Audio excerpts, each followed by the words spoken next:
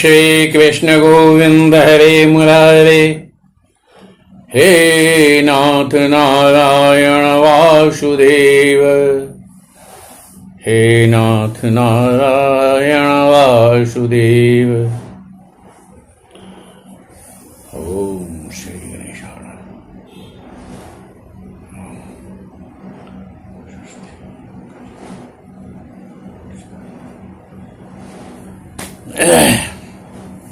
अथ पंचमोध्याय।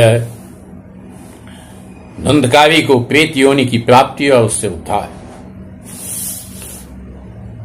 श्रीमद् भागवत के पंचम अध्याय में, जो महात्म्य का पंचम अध्याय है, उसमें प्रवेश करते हैं।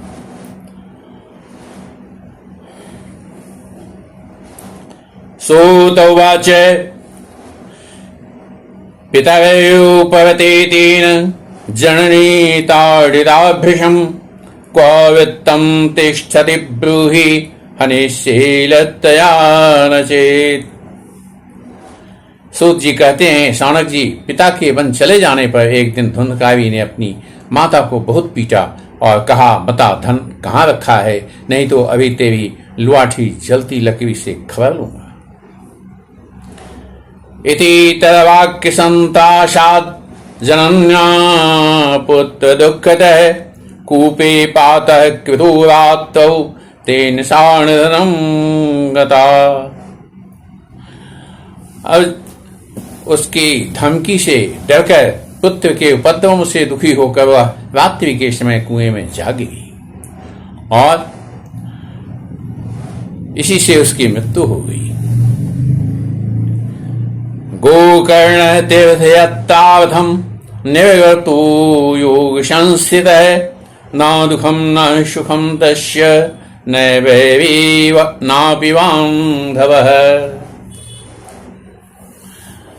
गोकर्ण जो है योगनिष्ठ थे और तीर्थ यात्रा के लिए निकल गए। उन्हें इन घटनाओं से कोई सुख या दुख नहीं होता था, क्योंकि उनका न तो कोई मित्र था और न कोई शत्रु था। धुंधकारी गृहे तिष्ठ पंचपन्या वधूभृतः अत्युग्र कर्म कर्ता च तथ पोषण विमूढ़े।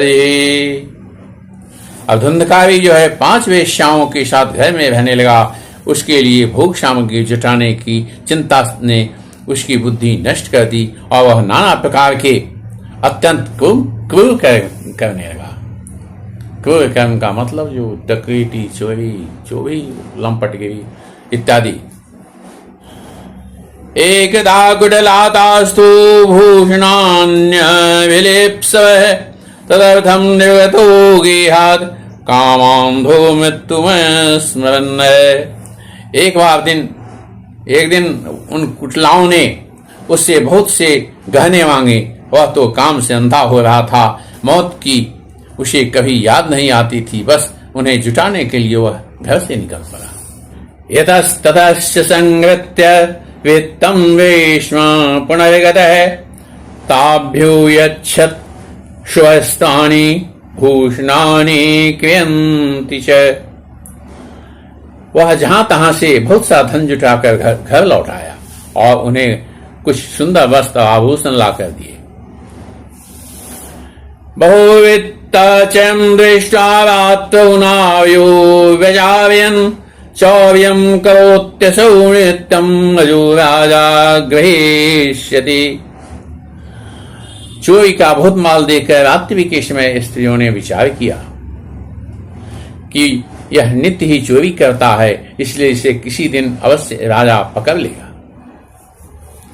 वित्तं हृत्तापनश्चैनं मावेश्यति निश्चितं वै अतोऽर्थ गुप्तये गूढ़म् अस्माभिः किं न हन्यते। राजा यह सारा धन छीन कर इसे निश्चय ही प्राणदंड देगा। जब एक दिन इसे मरना ही है, तब हम ही धन की रक्षा के लिए गुप्त रूप से इससे क्यों न मार दें। यत्तैनं गृहीत्वार्थं यस्यामो यत्र कुत्रचित् इति तानिश्चितं कृत्वा सुप्तं सम्बन्धवैष्णविः पासम कंठे निधायास्य तन्मृत्युमुपचक्रमुः तैतं नाम महावासौ चिंतायुक्तास्तदा भवन्। इसे माल का हम इसका माल पत्ता जो है, माल पानी जितना भी है, पैसा सब ले लेंगे और कहीं चले जाएंगे। ऐसा निश्चय करके उन्होंने उस सोई हुई धुंधकारी को रस्सियों से कस दिया, उसके गले में फांसी लगाकर उसे मारने का प्रयत्न किया। इससे जब वह जल्दी न मरा तो उन्हें बड़ी चिंता हुई। तब तांगाव समूहांश तन्मुखे विचेक्षिपुः अग्निज्वालाति दुःखेन व्याकुलो निधनं गतः। अब तब उन्होंने उसके मुख पर बहुत से धकते हुए अंगारे डाले, इससे वह अग्नि की लपटों से बहुत छटपटाकर मर गया। तम देहम मुचुर्गति प्रायः साहसिकास्त्र्यः न ज्ञातं तद्रहस्यं तु केनापीदं तथैव च। उन्होंने उसके शरीर को एक गड्ढे में डालकर गाड़ दिया। सच है, स्त्रियां प्रायः बड़ी दुस्साहसी होती है। उनके इस कृत्य का किसी को पता भी न चला। लोकैः पृष्ट्वा वदन्ति स्म दूरं यातः प्रियो हि न आगमिष्यति परशेऽस्मिन् वित्तलो विकर्षितः। अब स्त्रियां जो है लोगों के पूछने पर कहती थी कि हमारे प्रियतम पैसे के लोभ से अब की बार कहीं दूर चले गए हैं, इसी वर्ष के अंदर लौट आएंगे। स्त्रीणां नैव विश्वासं दुष्टानां कावेद्बुधः विश्वासे स्थितो मूढ़ः सदुःखैः परिभूयते। बुद्धिमान पुरुष को दुष्टा स्त्रियों का कभी विश्वास न करना चाहिए। जो मूर्ख इनका विश्वास करता है उसे दुखी होना पड़ता है। सुधामयं वचो याशां कामिनां विषयवर्धनं हृदयं श्रद्धाभावं प्रियकूणां योषितां। इनकी वाणी तो अमृत के समान कामियों के हृदय में रस का संचार करती है, किंतु हृदय छुए की धार के समान तीक्ष्ण होती है। भला इन स्त्रियों का कौन प्यार है। संवृत्तम तायाता उल्टा बहु भर्त्रिका है धुंधकारी बहुवाथ मान प्रीत कुकर्मत है। वे कुलटाएं धुंधकारी की सारी संपत्ति समेट करके वहां से चंपत हो गई। उनके ऐसे न जाने कितने पति थे और धुंधकारी अपने कुकर्मों के कारण भयंकर प्रेत बन गया। वात्यारूपधौ नित्यं धावन्दसृसोन्दवं सीता तव परिक्लिष्टो निवाह पिपासितः। वह भवंडे के रूप में सर्वदा दसों दिशाओं में भटकता रहता था तथा शीत धाम से संतप्त और भूख प्यास से व्याकुल होने के कारण हा देव चिल्लाता रहता था, परंतु न लेवे शरणं क्वापि हा देवीति मुहुर्वदन् कृत्कारेण गोकर्णोऽविदं लोकाद्बुध्यतः।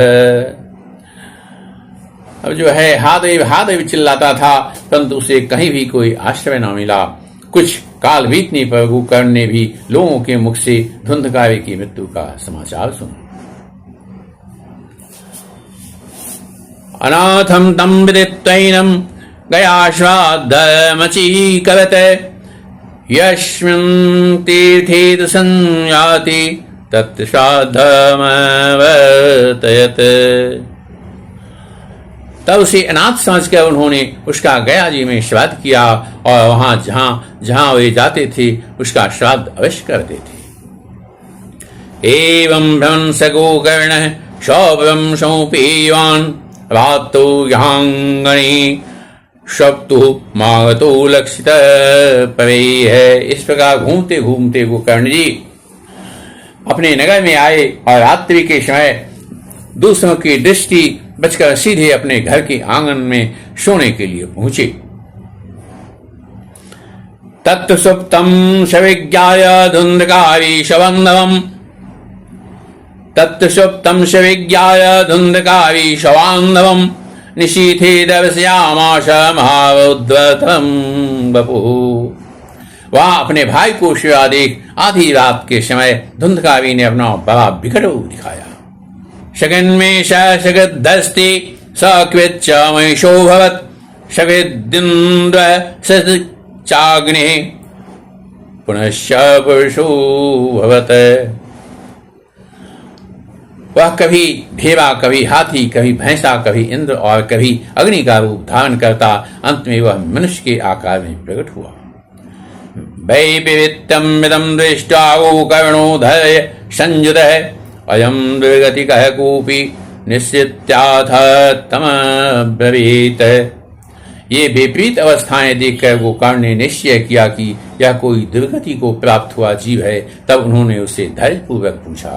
गोकर्ण वाच क्वस्तं विग्रतौ रात्रो कुतो यातो दशामिमाम् किं वा पीतः पिशाचो वा राक्षसोऽशीति संसरः। गोकर्ण ने कहा, तू कौन है?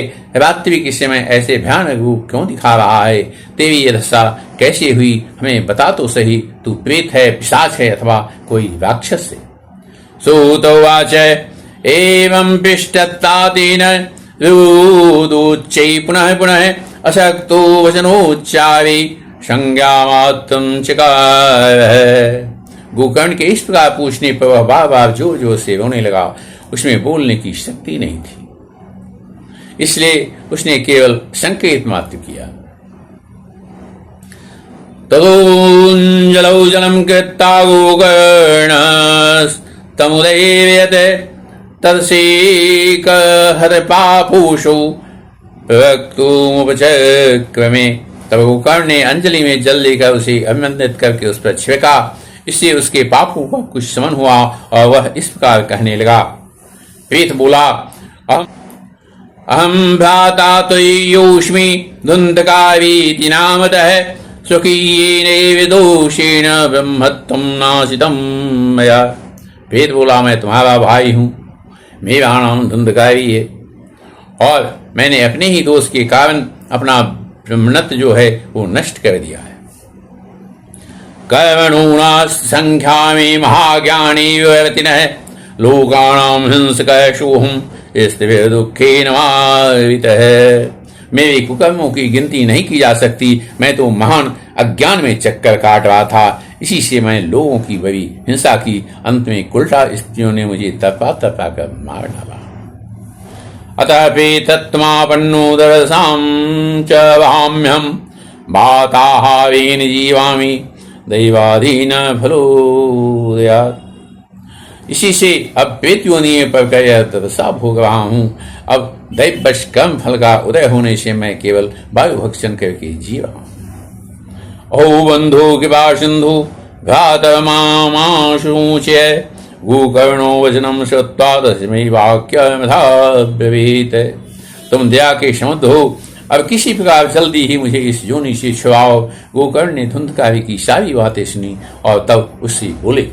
गोकर्णवाच तदं थम तो गया पिंडो में आदत्तो विधानतः तत्कथं नैव मुक्तोषि ममाश्चर्यमिदं महत्। गोकर्ण ने कहा, भाई मुझे इस बात का बड़ा आश्चर्य है। मैंने तुम्हारे लिए विधि पूर्वक गया जी में प्रदान किया, फिर भी तुम प्रेत योनि से मुक्त कैसे नहीं हुए? गया श्राद्धन्न मुक्तिश्चेत् उपायो नापरस्त्यः किं विधेयं मया प्रेतत्वं वदशवेस्तरम्। यदि गया श्राद्ध से भी तुम्हारी मुक्ति नहीं हुई तब इसका और कोई उपाय ही नहीं है। अच्छा, तुम सब बात खोल कर कहो, मुझे अब सब क्या करना चाहिए? प्रेतवाच गया श्राद्ध शतेनापि मुक्तिर्न भविष्यति उपायमापरं कंचित् तुम विचारेषां प्रथम। अब कह रहा है, सैकड़ों ज्ञात श्राद्ध से मेरी मुक्ति जो है वह नहीं हो सकती। अब तो तुम इसका कोई और ही उपाय सोचो। इति वाक्यम् आगण्य गोकर्णो विस्मयं गतः शतश्राद्धेन मुक्तिश्चेत् असाध्यम मोचनम तव।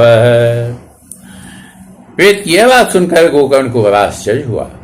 वे कहने लगे, यदि सैकड़ों के असाध्यों से भी तुम्हारी मुक्ति नहीं हो सकती, तब तो तुम्हारी मुक्ति असंभव ही है। इदानीं दूयम् स्थानं मातिष्ठ पीत निर्भय तन्मुक्ति साधकं किंचित आचरिष्ये विचार्य च। अच्छा, अभी तो तुम निर्भय होकर अपने स्थान पर हो, मैं विचार करके तुम्हारी मुक्ति के लिए कोई दूसरा उपाय करूंगा। धुंधकारे निजस्थानं तेनादिष्ट तदोगत गोकर्णश्चिन्तयामास तां रात्रिं तद्यगात। गोकर्ण की आज्ञा पाकर धुंधकारी वहां से अपने स्थान पर चला गया। इधर गोकर्ण ने रात भर विचार किया, तब भी उन्हें कोई उपाय नहीं सूझा। प्रातस्तमागतं दृष्ट्वा लोकाः प्रत्याशमागताः तत्सर्वं गतं तेन यज्जातं च यथा निशि। प्रातः काल उसको आया देखकर लोग प्रेम से उनसे मिलने आए। तब गोकर्ण ने रात में जो कुछ जिस प्रकार हुआ था वह सब उन्हें सुना दिया। विद्वांसो योगनिष्ठाश्च ज्ञानो ब्रह्मवादिनः तन्मुक्तिं नैव ते पश्यन्त शास्त्र संशयान्। उसमें जो लोग विद्वान योगनिष्ठ ज्ञानी और वेदज्ञ थे, उन्होंने भी अनेकों शास्त्रों को लटपट कर देखा, तो भी उसकी मुक्ति का कोई उपाय न मिला। तदा सर्वैश्वर्यवाक्यं तन्मुक्तौ स्थापितं बलं गोकर्ण स्तंभनं चक्रे वेगस्य वै तदा। तब सभी ने यह निश्चय किया कि इस विषय में सूर्य नारायण जो आज्ञा करे वही करना चाहिए। अतः गोकर्ण ने अपने तपोबल से सूर्य की गति को रोक दिया। तुभ्यं नो जगत साक्षिन् ब्रूहि मे मुक्ति हेतुकम् तच्छुत्वा दूरदर्शोय अस्फुटमित्यभ्यभाषत। श्रीमद्भागवतान् मुक्ति सप्ताहं वाचनं कुरु इति सूर्यवचः रूपं दुर्विश्रुतम्। उन्होंने स्तुति की, भगवान आप सारे संसार के साक्षी हैं, मैं आपको नमस्कार करता हूं, आप मुझे कृपा करके धुंधकारी की मुक्ति का साधन बताइए। गोकर्ण की यह प्रार्थना सुनकर सूर्यदेव ने दूर से ही स्पष्ट शब्दों में कहा, श्रीमद् भागवत से मुक्ति हो सकती है, इसलिए तुम उसका सप्ताह पारायण करो। सूर्य का यह धर्म में वचन वहां सभी ने सुना। सर्वे विमन् प्रत्नेन कर्तव्यं शिखरं तिदम् गोकर्णो निश्चयं कृत्वा वासनार्थं प्रवर्तितः। तब सबने यही कहा कि प्रयत्न पूर्वक यही कहो, है भी यही साधन बहुत सरल। अतः गोकर्ण जी भी तनुसार निश्चय करके कथा सुनाने के लिए तैयार हो गए। तत्संश्रवणार्थाय देशगामाञ्जनाययुः खड्गबन्ध वृद्धमन्दाश्च तेऽपि पापक्षयाय वै। देश और गांव में अनेकों लोग कथा सुनने के लिए आए। बहुत से लंगड़े, लूले, अंधे, बूढ़े, मंदबुद्धि पुरुष भी अपने पापों की निवृत्ति के उद्देश्य से वहां आ पहुंचे।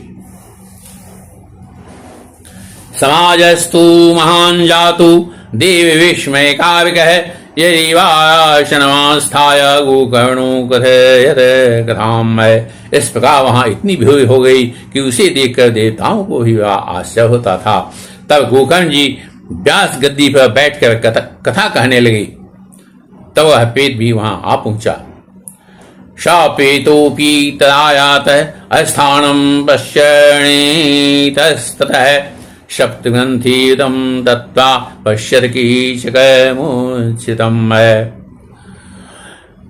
और तब वह जो प्रेत था वह भी वहां आ पहुंचा और इधर उधर बैठने के लिए स्थान ढूंढने लगा। इतने में ही उसकी दृष्टि एक सीधे रखे हुए 7 गांठ के बांस पर पड़ी। तन्मूलच्छेदमाविश्य शरणार्थं स्थितो ह्यसौ बाधरूपी स्थितं कर्तुम् अशक्तो वंशमाविशत। उसी के नीचे के छिद्र में घुसकर वह कथा सुनने के लिए बैठ गया। वायु रूप होने के कारण वह बाहर कहीं बैठ नहीं सकता था, इसलिए बांस में घुस गया। वैष्णवं ब्राह्मणं मुख्यं श्रोतारं परिकल्प्य स प्रथम स्कंधतः अस्पष्टम आख्यानम धेनुकौत। गोकर्ण जी ने एक वैष्णव ब्राह्मण को मुख्य श्रोता बनाया और प्रथम स्कंद से ही स्पष्ट स्वर में कथा सुनानी आरंभ कर दी। दिनांते रक्षिता गाथा तदा चित्तम बभूव वंशैकग्रंथिभिरूभूत शब्दम पश्यताम श्रुताम।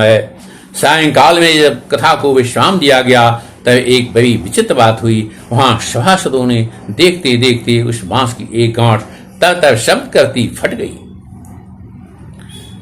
द्वितीयनी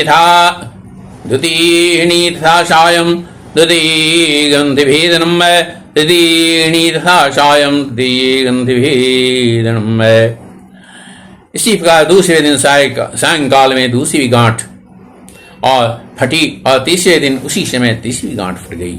एवं सप्तदिनैश्चैव शब्दग्रन्थे विभेदनं कृत्वा शरदास्कन्धे श्रवणात् पीततां जौ दिव्यरूपधौ जातः तुलसीदाममण्डितः पीतवासा घनश्यामो गिरिकुण्डलान्वितः।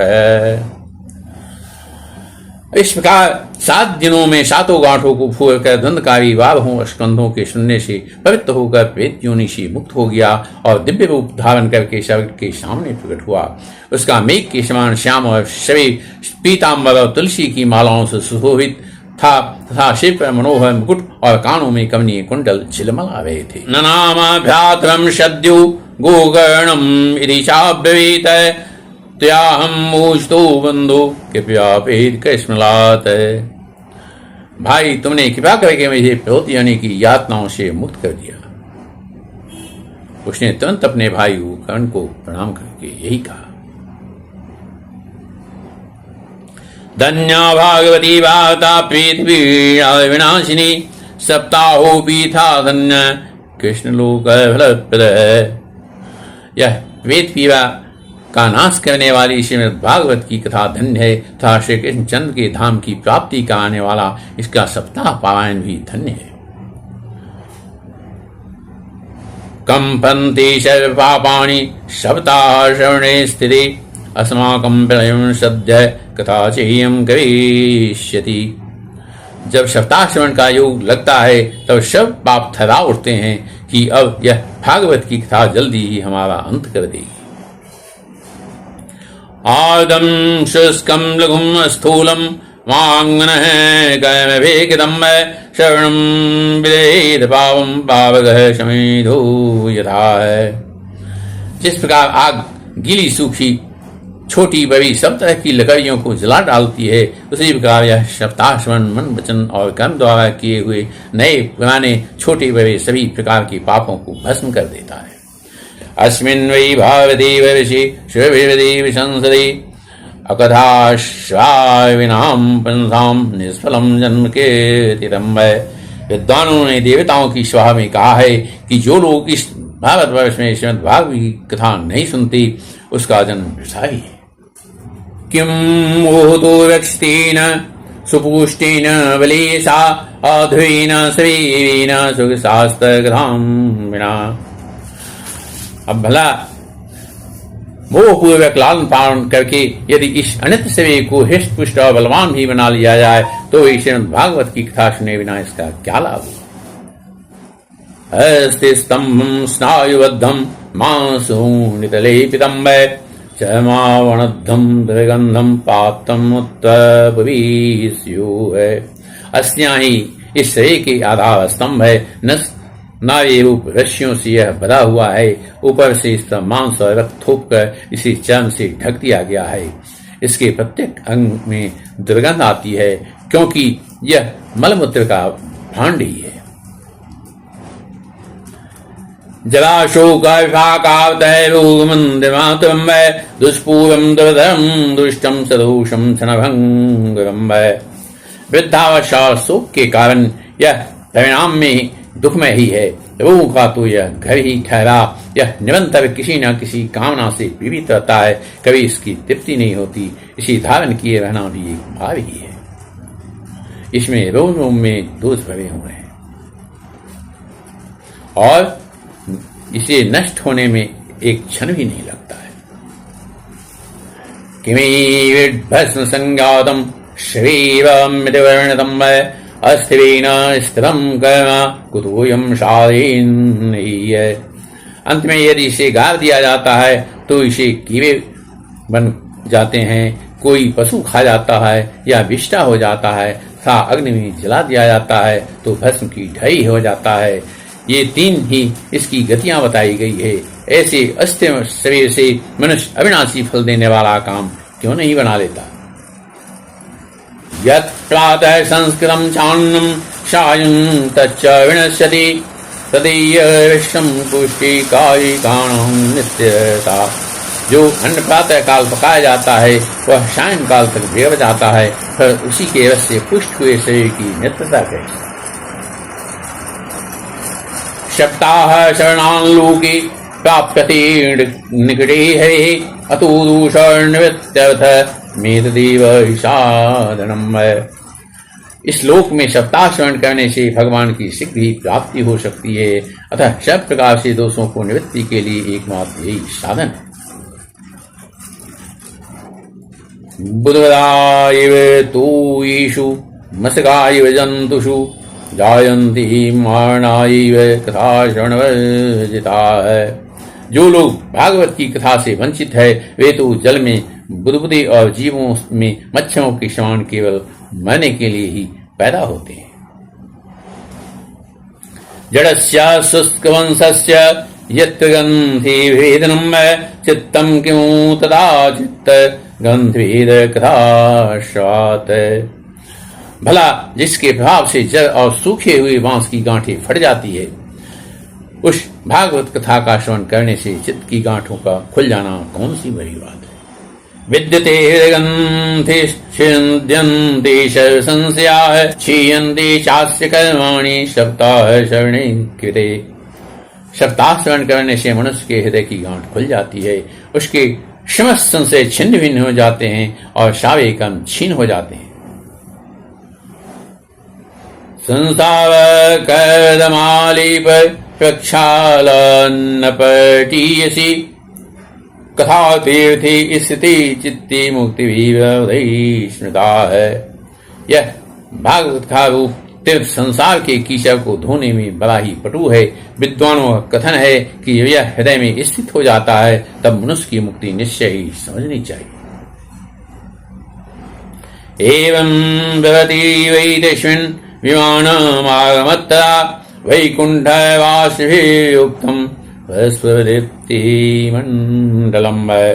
जिस समय धुंधकारी ये सब बातें कर रहा था, जिसके लिए वैकुंठवासी पार्षदों के सहित एक विमान उतरा, उससे सब मंडलाकार प्रकाश फैल रहा था।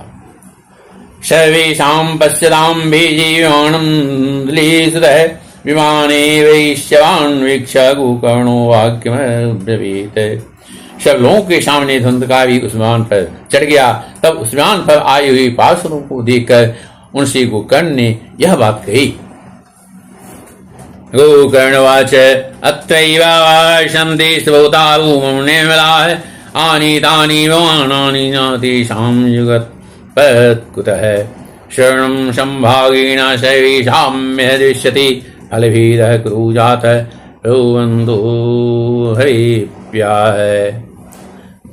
गोकर्ण ने पूछा, भगवान के प्रिय पार्षदों, यहाँ हमारे अनेकों शुद्ध हृदय श्रोतागण विराजमान हैं, उन सब के लिए आप लोग एक साथ बहुत से विमान क्यों नहीं लाए।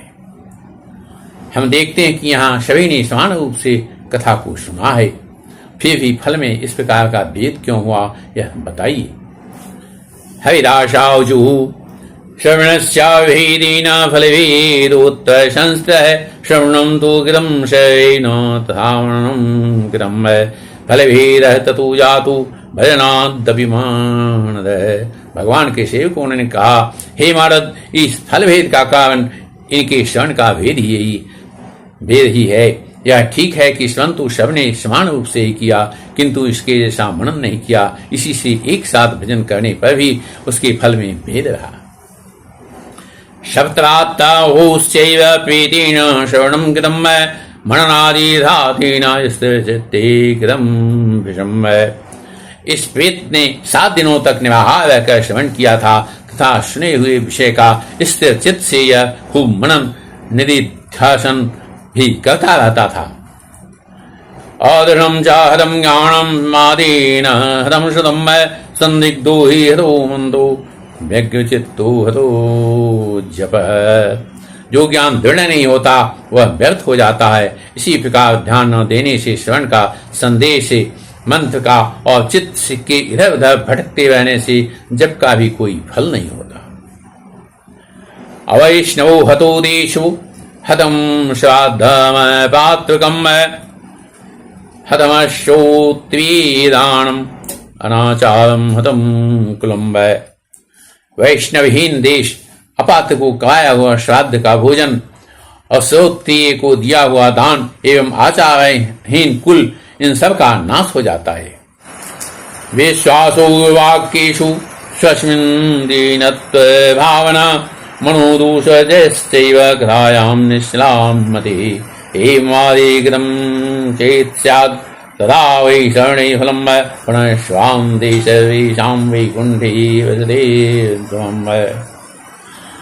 दो वचनों में विश्वास, दीनता का भाव, मन में दोषों पर विजय और कथा में चित्त की एकाग्रता इत्यादि नियमों का यदि पालन किया जाए तो श्रवण का यथार्थ फल मिलता है। यदि ये श्रोता फिर से श्रीमद् भागवत की कथा सुने तो निश्चय ही सबको वैकुंठ की प्राप्ति हो। गोकर्ण तव गोविंदो गोलोकं दास्यते श्यम एवमुक्तायुष वैकुंठम हरिकीर्तनाय। और गोकर्ण जी, आपको तो भगवान स्वयं आकर गोलोक धाम में ले जाएंगे। यूं कहकर वे सब पार्षद हरिकीर्तन करते वैकुंठ लोक को चले। श्रावणे मासि गोकर्ण ग्रामो चेतावण सप्तावधि भूय शरणं एकदम पुनः। श्रावण मास में गोकर्ण जी ने फिर उसी प्रकार सप्ताह क्रम से कथा कही और उन श्रोताओं ने उसे फिर सुना। कथा समाप्तो यज्जातम सुविदाम तच्च नारद। नारद जी, इस कथा की समाप्ति पर जो कुछ हुआ वह सुनिए। विमानैः भक्तैश्च हयावेव भूव जय शब्दा नमः शब्दा तत्ताशन्वस्तदा।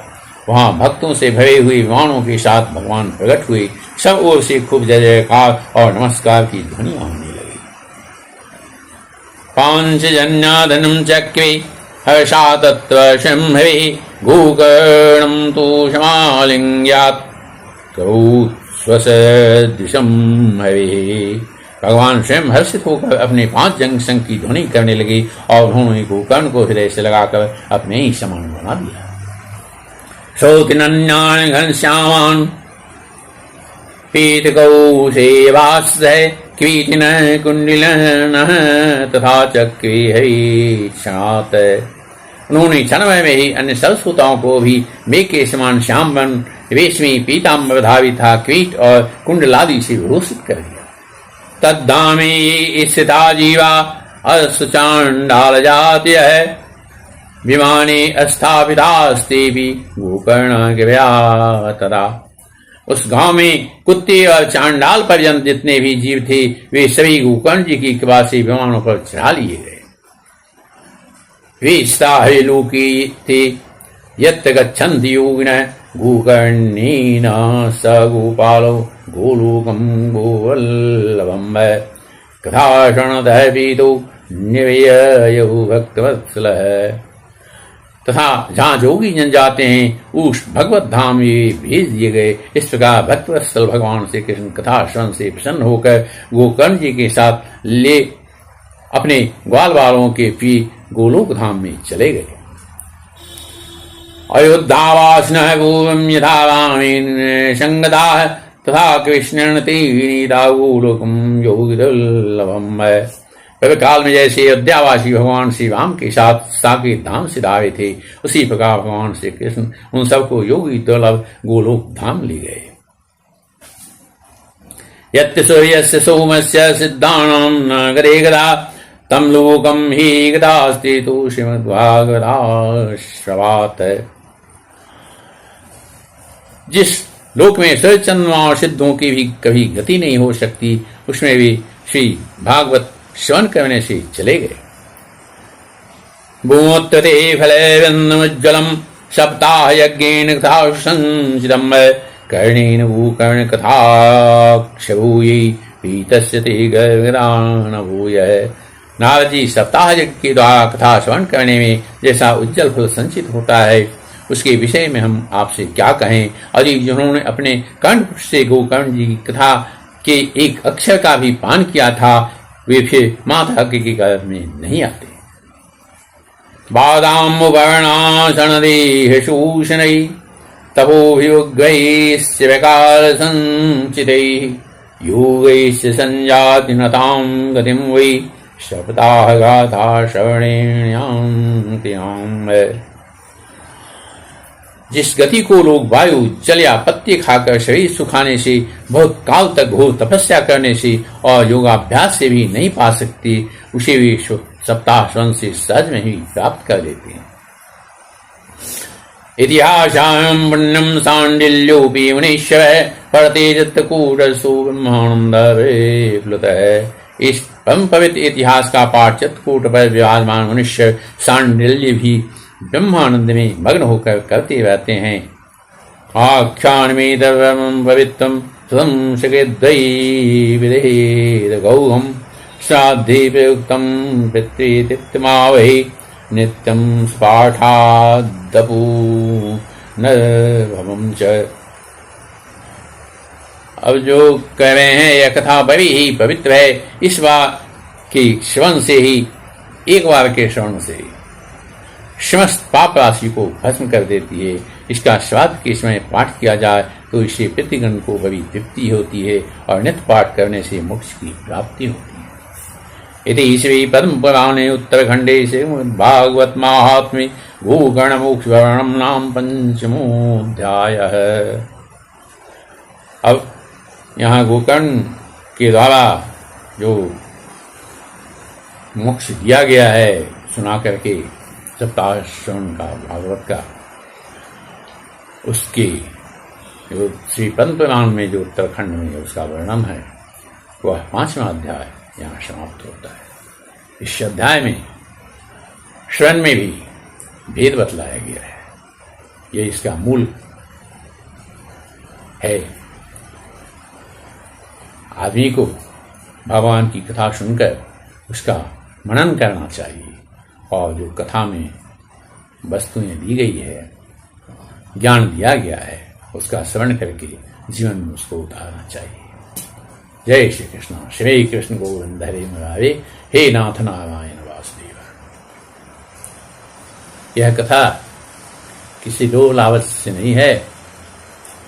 भगत प्रेमी अगर आप चाहते हैं जो आगे भी आप कथा सुनते रहें तो कृपया चैनल को सब्सक्राइब जरूर करेंगे, जिससे आप ये कथा सुन पाएंगे। अन्यथा इस YouTube में हम कहाँ डूब जाएंगे आपको पता नहीं चलेगा। ये संपूर्ण भागवत की कथा आपके लिए समर्पित है। यह किसी प्रकार से कोई लोभ विलोभ से कथा नहीं कही जा रही है। ध्यान से सुनेंगे तो परम मोक्ष की प्राप्ति कर पाएंगे। बहुत कुछ लोग ही होंगे जो इसको सुनना चाहेंगे।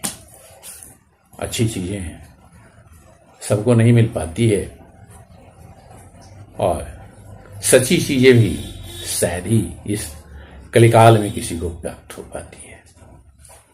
आपने बहुत श्रवण किया होगा, बहुत बड़े बड़े विद्वान हैं, लेकिन वस्तुतः जो ये मूल कथा है, यह संपूर्ण रूप से किसी ने भी आपको नहीं सुनाया होगा।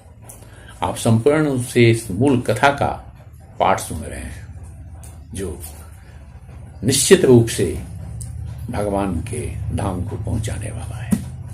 जय श्री कृष्ण। श्री कृष्ण गोविंद हरे मुरारे, हे नाथ नारायण वासुदेव। जैसा कथा में वर्णित है उस प्रकार का वर्णन मैं कह रहा हूं।